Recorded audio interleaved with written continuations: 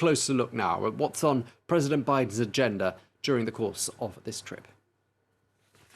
I'm not going to dissent from that one. Big smiles as Joe Biden sits down for his first face-to-face meeting with his British counterpart. I've been in a great country many times, but this is the first time as President of the United States. Well, everybody's absolutely thrilled to see you.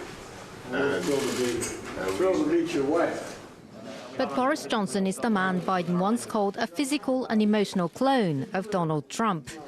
The US president staunchly opposed Brexit and wants to see the UK end its dispute with the European Union over regulatory checks on goods coming into Northern Ireland from Britain. Tensions may be simmering underneath, but the atmosphere was cordial, with Biden congratulating Johnson on his recent marriage. The British Prime Minister is the host of the G7 summit, which starts on Friday. The main topic on the agenda, recovery from the pandemic. Biden arrives with a gift, a pledge to donate 500 million doses of the Pfizer vaccine to other countries. A host of bilateral meetings will also be held over the weekend. Next stop, Brussels for talks with NATO on Monday.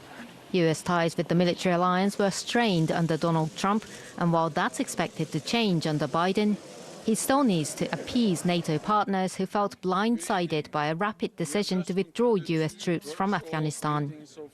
Then on Tuesday, a US-EU summit, the first since 2014. Both sides are expected to try and settle a tariff battle started by Trump, as well as long-standing disputes over subsidies to Airbus and Boeing.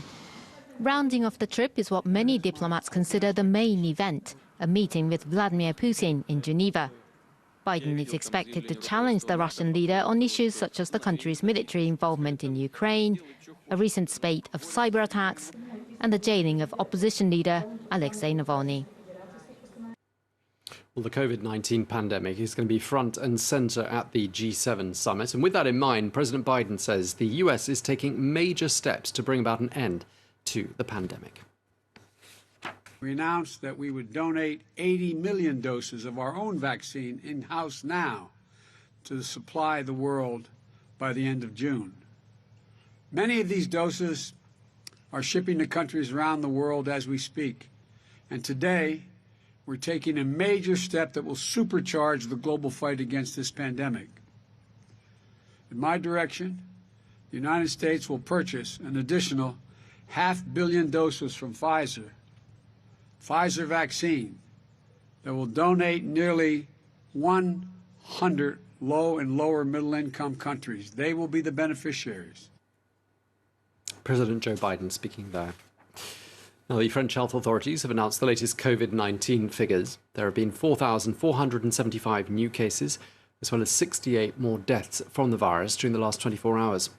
Well, the number of people in intensive care units stands at 2,245. That number is continuing to fall by the day. The occupancy rates of ICUs is now at about 46% nationwide. The number of people to have been vaccinated with at least one dose now stands at close to 30 million. Now, with the coronavirus still raging in much of the world, the G7 leaders are due to discuss ways to end the pandemic and faster. And also, they want to set about working out how to prevent another pandemic from happening. France 24's Olivier Bizot takes a closer look now at this key G7 agenda item. This year, the coronavirus won't stop the G7 summit from taking place in person. Still, the pandemic remains top of the agenda. Ahead of the conference, European